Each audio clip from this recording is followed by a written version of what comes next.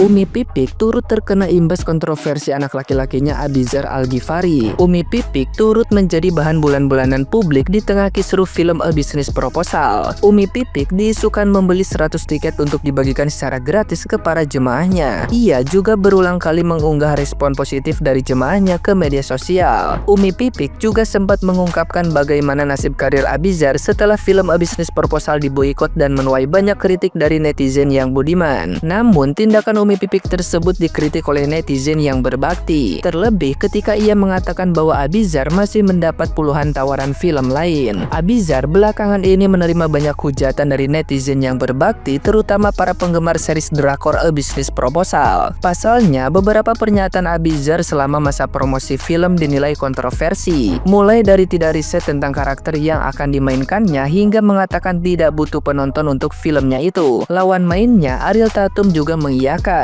Akibat ucapan tersebut, publik pun mulai memboikot film mereka itu. Kini, film A Business Proposal banyak turun layar. Nah, gimana nih menurut netizen yang terhormat? Silahkan berkomentar ya.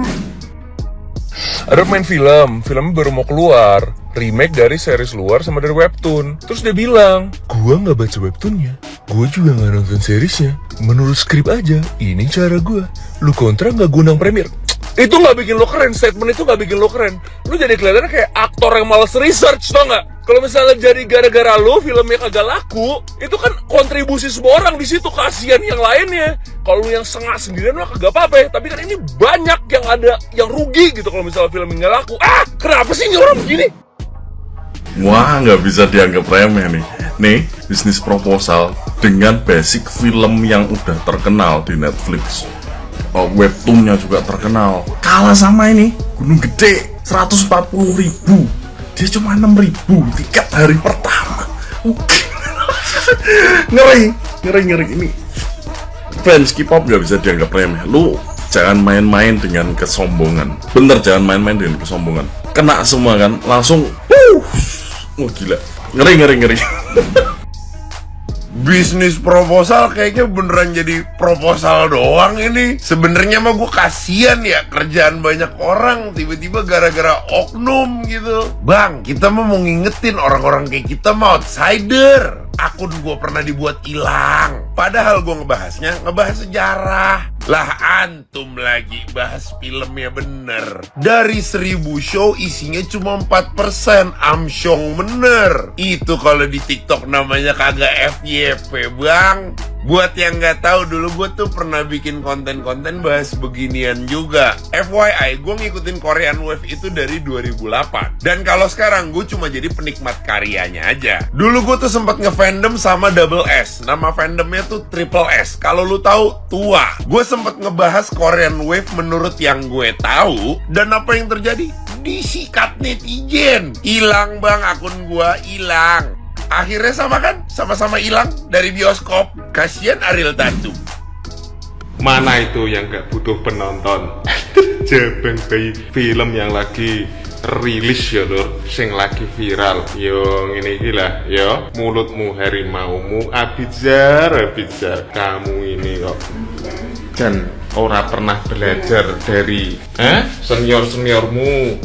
Delok ono kae Pedi Nuril. Gara-gara mulutnya, filmnya itu loh diboikot. Ari Kriting ya loh, yang sebagai sutradara karena politik mulutnya juga pedas, itu loh diboikot. Lah ini filmmu ya loh, Business Proposal yang mengatakan penonton drakor Korea ya tuh, wi fanatik. Kok ya kuwe filmmu satu hari baru ditonton 6.000. Lah kuwi dikali 36.000 harga tiket, dikali 6.000 kuwi duit piro? Ora balik bos gawe ijol catering mangane.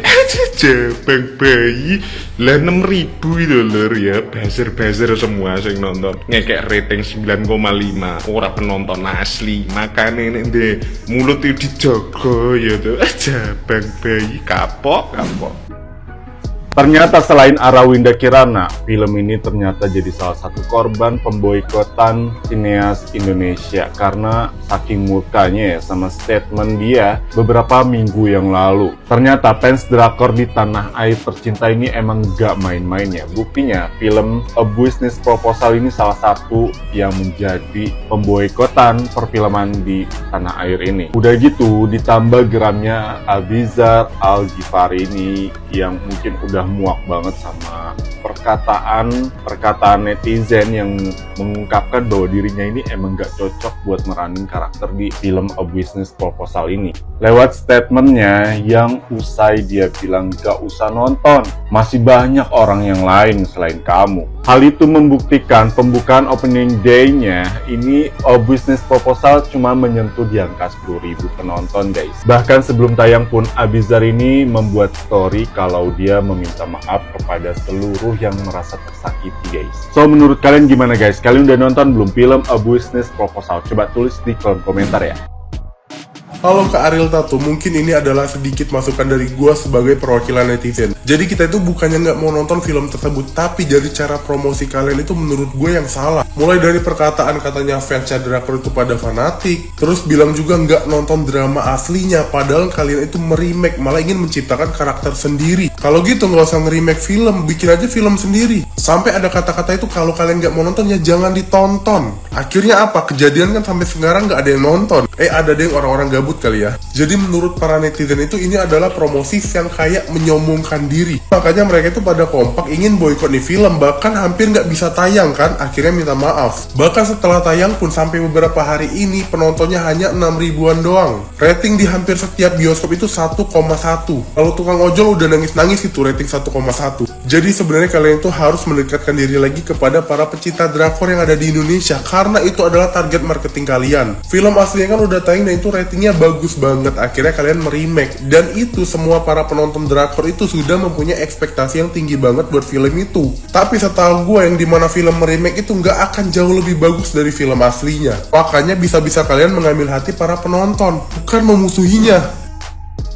Membahas tentang Abizar. Untuk Abizar, dia merupakan sosok Aries yang menggebu-gebu. Seperti yang udah kita tahu, inilah karakter sesungguhnya dari seorang Aries. Sebagai seorang Aries yang menggebu-gebu, mereka itu punya banyak kelemahan. Dalam arti kata gini, sebagai seorang Aries yang sudah bisa dikatakan terlalu frontal, berani berbicara apa yang dia rasakan, apa yang ada dalam pikirannya, mereka itu cenderung tidak memikirkan akibat dari tingkah laku atau perbuatannya mereka. Mereka akan memberikan makan egonya diri mereka tersendiri terlebih dahulu. Egois? Iya, itulah sosok Aries.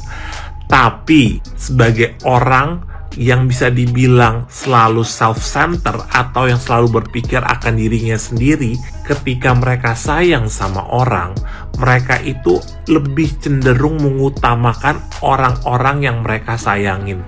Di sini nggak cuma sebagai pacar, tapi bisa juga keluarga, sahabat, ataupun ya balik lagi nih kepada orang-orang yang mereka udah pandang atau mereka tuh respect banget. Biasanya itu mereka tuh nggak akan secuek itu, dan mereka tuh akan lebih terfilter secara otomatis. Kenapa demikian? Karena balik lagi, ini menyangkut image dan harga dirinya seorang Aries. Karena seorang Aries itu benar-benar ingin tampil sebagai sosok yang sempurna di mata orang yang mereka sayangin, tahu ingin dijadikan sebagai panutan. Again, ini nggak salah, karena sebagai Aries mereka dilahirkan sebagai seorang pemimpin. Jadi mau nggak mau, ya nalurinya mereka itu hobinya memimpin aja, mengatur orang. Itu darahnya mereka, itu ada di dalam DNA-nya mereka. Tapi balik lagi, terlepas dari huru-hara kefrontalannya seorang Aries yang suka menggebu-gebu, yang suka frontal ini, sebenarnya hatinya mereka itu jinak banget. Tepatnya, hanya berusaha untuk melindungi hatinya yang cenderung atau terbiasa menaruh ekspektasi yang sangat besar kepada orang lain, sehingga banyak timbul kekecewaan yang ada di dalam hati mereka terhadap orang-orang sekitarnya. Kok bisa begitu? Karena seorang Aries itu beranggapan kalau orang-orang yang ada di sekitarnya itu mengerti mengenai karakter dari seorang Aries yang belak-belakan ini. Jadi mereka itu ingin di-treat atau diperlakukan tanpa harus meminta, tapi pada kenyataannya itu berbanding terbalik.